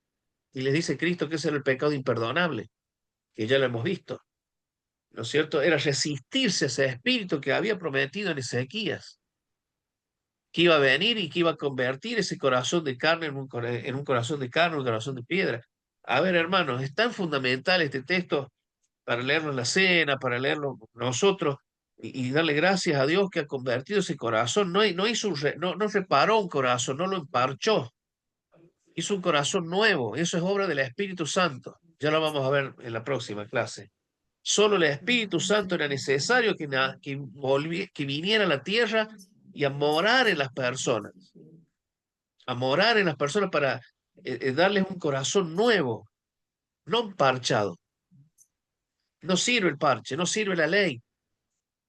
La ley era una imposición externa, que cuando Cristo vino, vio que ya se había desvirtuado tanto, los fariseos habían hecho tantas leyes sobre esa ley, que ya hasta la habían desvirtuado. Entonces era necesario que el Espíritu Santo descendiese, que era necesario, como dijo Pedro, el Espíritu Santo de la promesa, era una promesa hecha ya en el Antiguo Testamento. Este texto, hermano, es clave para entender cómo el pueblo de Israel rechaza, ¿no es cierto? Y dice Pablo que después nosotros los gentiles estamos injertados en esta promesa, hecha al pueblo de Israel, como una rama que se injerta, ¿no es cierto? Hoy el pueblo de Israel, hermanos, no es el pueblo de Dios. No diga que Israel es el pueblo de Dios. El pueblo de Dios somos nosotros, es la iglesia. Yo escucho ahora con todo este tema de las profecías y que Israel el pueblo de no es el pueblo de Dios, hermano. Es un pueblo blasfemo. Si no revise por internet o por YouTube, los que dicen las cosas que dicen de Jesucristo son bajísimas, son blasfemia, son tan endurecidos y no de una forma normal, están endurecidos por Satanás de una forma terrible. Es un pueblo, en su mayoría, un pueblo ateo. Del pueblo judío nació el marxismo, nació un montón de cosas que muchas corrientes que son, ¿no es cierto?, anticristianas. Y el pueblo de Israel hoy, en su mayoría, Dios va a hablar y va a tratar sobre un remanente. Pero el pueblo de Dios somos vos y somos yo, que tenemos el Espíritu Santo. Ese es el pueblo de Dios. No digamos que el Israel es el pueblo de Dios. Israel es una nación más hoy que ha dado las espaldas a Dios como todas las otras naciones, ¿no es cierto? Y que según la carne, dice Pablo, es que vino Jesucristo. Pero el pueblo de Dios hoy es la iglesia, es el que tiene el Espíritu Santo. Este Espíritu prometido a Israel, que Israel rechazó y que nosotros vinimos a ser como plantas injertadas en esta rama. Hermanos, dígame si no es preciosa esta promesa, dígame si no es fantástico el Espíritu Santo en nosotros. Para concluir, dice, si bien el Espíritu Santo estaba muy activo en lo que hemos visto, ¿no es cierto? Poseyendo personas para tareas específicas, capacitando a personas específicamente, dándole fuerza, dándole sabiduría. No hay evidencia de que morar en cada persona, en cada creyente de forma permanente. Por eso el salmista dice, el Salmo 51:11, ¿se acuerdan qué dice? No quites de mí tu Santo Espíritu. ¿Se puede orar así ahora? No, dice Norma. Sí, claro que no. No, porque ya vamos a ver que el Espíritu Santo, ya lo hemos visto en los textos, acuérdense del sello. Hemos sido sellados hasta el día de la redención. Así que, hermano, en el Antiguo Testamento moraba y salía. Fíjense las veces que yo hice el hincapié que a partir de ese momento, dice, o en ciertas tareas específicas el Espíritu Santo los capacitaba. ¿Sí? No hay una morada permanente. Ya lo vamos a ver en la clase que viene, cómo Jesucristo hace esa división. Estaba con ustedes, ahora va a estar, y mañana va a estar en ustedes. ¿Sí? Una cosa es estar con, y otra cosa es estar en. Entonces nosotros somos enormemente bendecidos al hablar del Espíritu Santo, el hacer que transforme nuestras vidas y que por medio de él, el templo de Dios, el pueblo de Dios, que es la iglesia, es la que sale y solamente por el Espíritu de Dios es la que sale, porque ya lo había dicho en el Antiguo Testamento, no es con ejército, le dice a Zacarías, al profeta, ¿no? Es con mi espíritu. La obra del Señor se hace no con fuerza, sino con su espíritu. Pero eso lo vamos a ver con mayor detenimiento. Quisiera detenerme en el chat antes de terminar, hermanos. No sé si alguien quiere decir algo.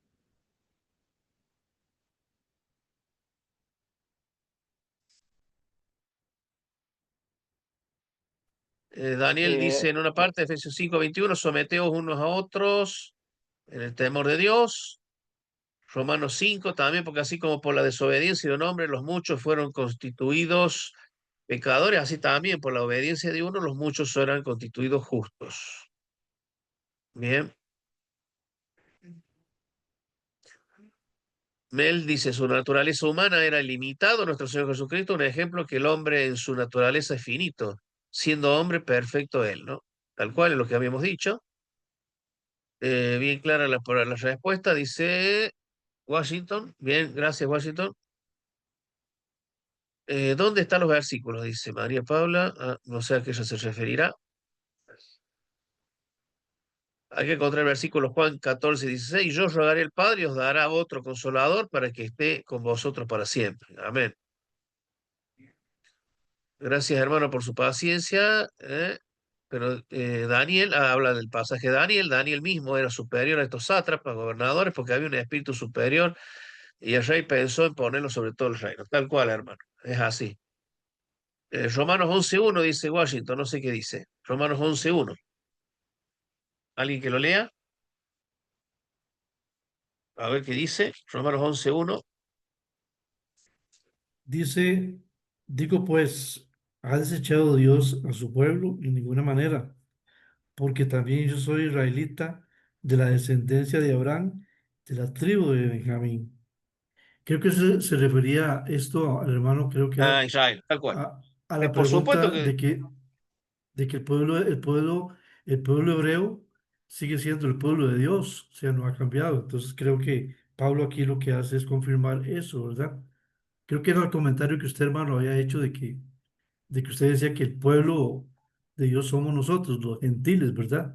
Pero también yo creo que el pueblo hebreo, el pueblo sigue siendo el pueblo de Dios, ¿verdad? Que ha sido desobediente hasta el momento y seguirá, pero Dios lo va a rescatar y hay un pasaje ahí en Apocalipsis, en los tiempos ya cercanos a la tribulación, donde dice que Dios, y aparece ahí la mujer que aparece y dice que esa mujer se refiere a la Jerusalén, a la que Dios lleva al desierto y la rescata para que eh, la bestia, el dragón, él la defiende. Entonces yo creo que sí, el pueblo hebreo sigue siendo el pueblo de Dios también, ¿verdad? mi hermano, Dios no tiene dos pueblos, tiene uno solo. Y el pueblo de Dios Ajá. dice expresamente, el libro de Efesios somos nosotros, el templo de Dios viviente, lo dice Romanos, Corintios también, somos todos aquellos que Ujú. tenemos el Espíritu Santo. Dios no tiene dos pueblos. Ajá. Va a haber en el Correcto, pueblo pero de Dios un remanente, va a haber un pueblo en el remanente, que es lo que se está refiriendo ahí, fíjese el texto cómo empieza, es bueno el título que tiene, ¿no? Acá en la versión dice el remanente de Israel, le va a ver, después Pablo lo explica, es un remanente que él va, porque no lo desechó, las promesas hechas a Abraham siguen estando en pie, por supuesto, pero ellos van a ver ujú. al Mesías, dice, cuando vean al Mesías, ahí lo van a reconocer, pero una porción del pueblo de Israel. El pueblo de Israel hoy es un pueblo ateo, es un pueblo escucharlos da vergüenza de cómo blasfeman el nombre de Cristo. Y Jesucristo mismo les dijo a los fariseos, ustedes se creen que porque son hijos de Abraham son pueblo de Dios. No es así. No es por nacimiento, no es porque yo soy hijo de Abraham, soy pueblo de Dios. Eso no existe. Dios tiene un trato con la iglesia, con el Espíritu, y por medio del Espíritu, es lo que estamos viendo con nosotros en la promesa de Ezequiel, el misterio que es la iglesia, dice Pablo en Efesios, hay un misterio, dice que es la iglesia, que es el templo del Dios viviente, ¿no? Ese es el pueblo de Dios. Israel es el pueblo según la carne, y algunos son salvos, pertenecen al templo de Dios porque son salvos, pero como pueblo, como nación, ¿no? Sí, No, pero no. yo creo que, perdón, hermano, pero yo lo entiendo, pero cuando hablamos del pueblo hebreo, a este pueblo hebreo que se refiere Apocalipsis y en este pasaje cuando dice Pablo, está hablando hacia ese pueblo hebreo, pero es el pueblo hebreo que va a creer en Jesucristo. Yo entiendo su posición de que sí, al momento el pueblo de En el Israel futuro, en el futuro. ha desechado a su pueblo, a Jesucristo, y por eso Juan 1:12 dice, a los suyos vino y los suyos no le recibieron. Claro. Es cierto, ¿verdad? Claro. Y nosotros somos bendecidos de que como gentiles somos, hemos llegado a tener a ser pueblo de Dios, pero yo creo que sí, Pablo se refería a que ese pueblo de Israel, ese pueblo hebreo, el que va a creer en Jesucristo, por supuesto, ¿verdad? Y cierto, es un solo pueblo, Dios tiene un solo pueblo, ¿verdad? Una sola iglesia. El pueblo de Dios hoy es la iglesia. No hay otro pueblo de Dios, no tiene dos pueblos, no tiene dos rebaños ni dos formas distintas de tratar Dios con la humanidad. Es una sola, es a través de Cristo. Ellos rechazaron a Cristo. Después Pablo va a decir en el mismo capítulo, si usted lo lee, hay que leerlo, eh, ahí dice que va a haber un remanente, que cuando lo vean, ahí lo van a reconocer como el Mesías. Un remanente, como pasó en la antigüedad. En la antigüedad fueron dispersados. Un remanente volvió a Jerusalén. No volvió todo a Jerusalén. Quedaron en Babilonia, quedaron dispersos en otros lados. Solamente un remanente volvió. Y acá va a pasar lo mismo. Y ellos sí van a ser pueblo de Dios. Cuando reconozcan, porque no pueden tener al Padre si no lo tienen al Hijo. Es Sí, imposible. amén. Amén. No sé, Fabi, levanta la mano.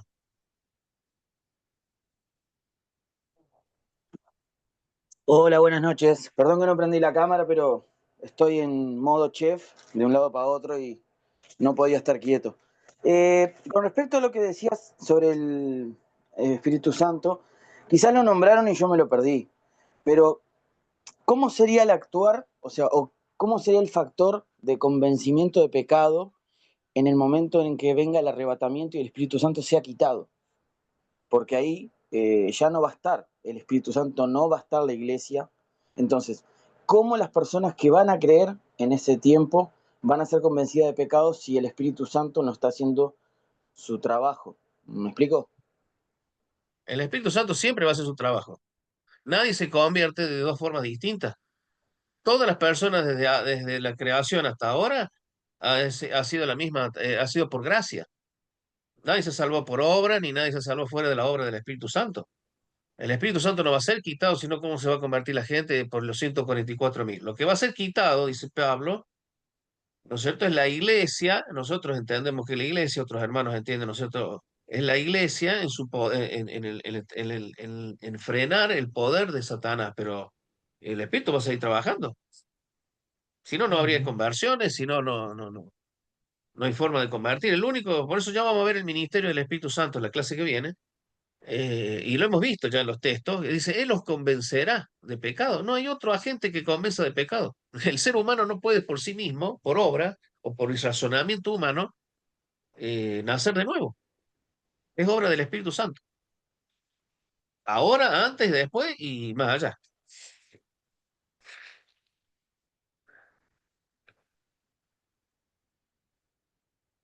Daniel dice, si un judío no acepta a Jesús por Dios, ¿puede ser salvo? No. De ninguna manera, hermano, dice, bajo ese error se convalida desde las comunidades de creyentes las atrocidades que comete el sionismo en la actualidad y el judaísmo. Caen en la misma condenación que los incrédulos. Totalmente de acuerdo, hermano. Estamos idolatrando un pueblo, justificando a un pueblo que es como cualquier otro pueblo hoy, ateo, ajeno a Dios y contra Dios. Es simple. Es más, en la tribulación, ellos se van a oponer, o sea, Dios los va a salvar un remanente. A esos 144.000, por medio de esos 144, el ministerio que ellos hagan, ¿no es cierto? En esto no estamos de acuerdo con el pensamiento del pacto. Yo creo que ya me extiendo ya y nos vamos del tema, no estamos yendo del tema. Los reformados, los cristianos reformados, ellos entienden de que ya se van al otro extremo, es que ya Israel fue desechado, de que, no, que todas las promesas hechas a Israel se han hecho a la iglesia. Yo no creo eso, yo creo que, como dice Pablo, Dios se acuerda de Israel y va a restaurar al pueblo de Israel y las promesas se van a cumplir en el milenio. Lo que pasa es que los que no creen en el milenio, los amilenianistas, desechan al pueblo judío ya de por vida, entonces todas esas promesas porque hay un texto que dice que todos somos el nuevo pueblo de Dios, ¿no es cierto? El judío no lo es según la sangre, ¿no? Dice Pablo, ya lo es por la promesa, ¿no es cierto? Entonces, yo no creo eso. Esa es la teología del pacto que se le llama. Yo en ese caso, yo no soy, creo que se le llama dispensacionalismo, que Dios tiene trato, ¿no es cierto? Pero eso ya es otro tema. ¿Qué dice?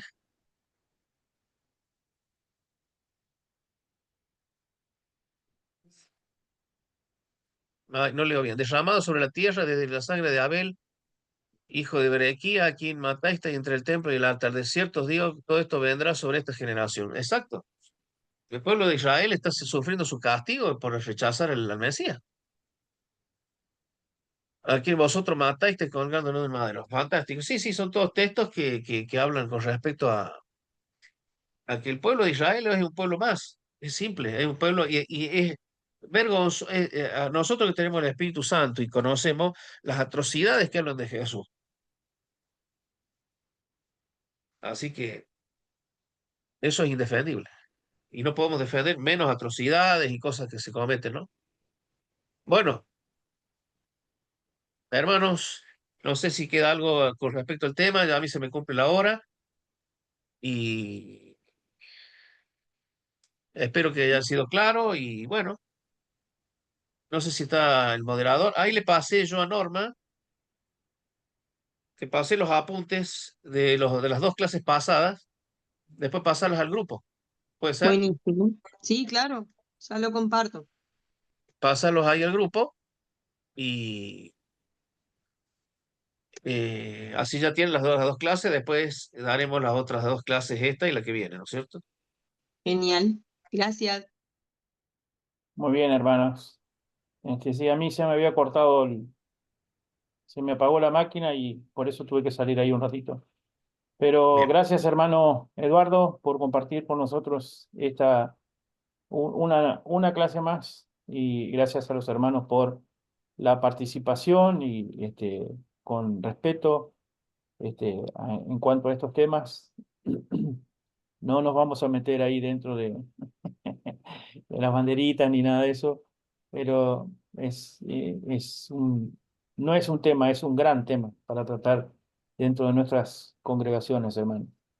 Queremos recordarles, hermanos, seguir orando unos por otros y todos aquellos que tienen la oportunidad mañana de congregarse en su iglesia local para el tiempo de la oración, algunos el miércoles, otros los días jueves, háganlo, tomen tiempo para que juntos como iglesia, iglesias locales puedan presentarse ante el Señor en oración. Vamos Amén. justamente a despedirnos en oración, hermanos, y luego quedarán en libertad de abrir sus micrófonos. Si desean saludar, pueden hacerlo. Oramos. Padre Santo, gracias, oh Señor y Dios, por darnos este hermoso tiempo en tu palabra. Gracias por la lección que nos ha compartido nuestro hermano Eduardo. Gracias por poner en su corazón, Señor, el deseo también de compartirla con nosotros. Y, Señor, que podamos nosotros atesorar todas estas cosas, meditar, Señor, en tu palabra, que tú nos ayudes, oh Señor y Dios, a tener una buena comprensión de ella y que, Señor, también nosotros podamos ser de testimonios a otros, poder reflejar a Cristo en nuestro diario vivir, demostrar que el Espíritu Santo de Dios mora en cada uno de nosotros, habiendo reconocido que necesitamos el perdón de Dios, y aceptando ese regalo hermoso de la salvación por medio de la gracia. Señor y Dios, bendice a nuestros hermanos, a sus familias, sus trabajos, los estudios, los distintos quehaceres, oh Señor, en el hogar, que tu mano siempre esté cubriéndonos, oh Padre Santo. Gracias, Amén. oh Dios, por nuestros hermanos, en especial aquellos hermanos mayores. Pedimos por ellos, por la salud de cada uno de ellos. Pedimos por nuestro hermano Carlitos, oh Señor, ayúdalo, Amén. guíalo, guárdalo, Señor, allí donde él se encuentra. Señor, que si es tu voluntad pronto podamos reencontrarnos por este medio. Te agradecemos y te honramos, te glorificamos a ti, Padre Santo, porque tú eres nuestro Dios, nuestro Señor, nuestro Salvador. En el precioso nombre de Cristo Jesús te lo pedimos. Amén y amén. Amén. Amén. Hermanos, Amén. tienen su Amén. microfonito ahí. Pueden Buenas, saludarse muchas para gracias. Todo despedirse. bien. Buenas Gracias. semanas, hermanos. Cuídense. Bendiciones, hermanos. Bendiciones. Gracias. Bendición Buenas verlos. noches. Señor les bendiga y les Gracias, guarde. gracias, hermanos. Hermano Gracias. Víctor, Bendiciones. hermana Susana, Hasta Daniel, Gracias. luego. Francisco. Bendiciones. Hasta luego, hermano Bendiciones Daniel, para todos hermano los que Eduardo. hemos visto Gracias, ahí. hermanos. Hermano Bendiciones. Eduardo, gracias. Bendiciones. Señor te bendiga. Gracias, igual a Nos vos. veremos Gracias. el próximo martes, Dios mediante, hermanos. Buenas noches para todos. Gracias. Buenas noches. Buenas noches. Buenas noches. Chao, Víctor. Buenas noches. Daniel, Chao. bendiciones. Chao, Schubert, Pacho. Norma, Nos vemos, Daniel. bendiciones. Bendiciones para Me voy a, todos. me Chao, voy a cocinar un hermanitos. guisito de porotos ahora. Uruguayo ahí, un Bendiciones, beso hermano. grande. Bendiciones. Está más fresquito. Bendiciones. Gracias igualmente. Un abrazo grande. Está más fresquito ahora, Daniel.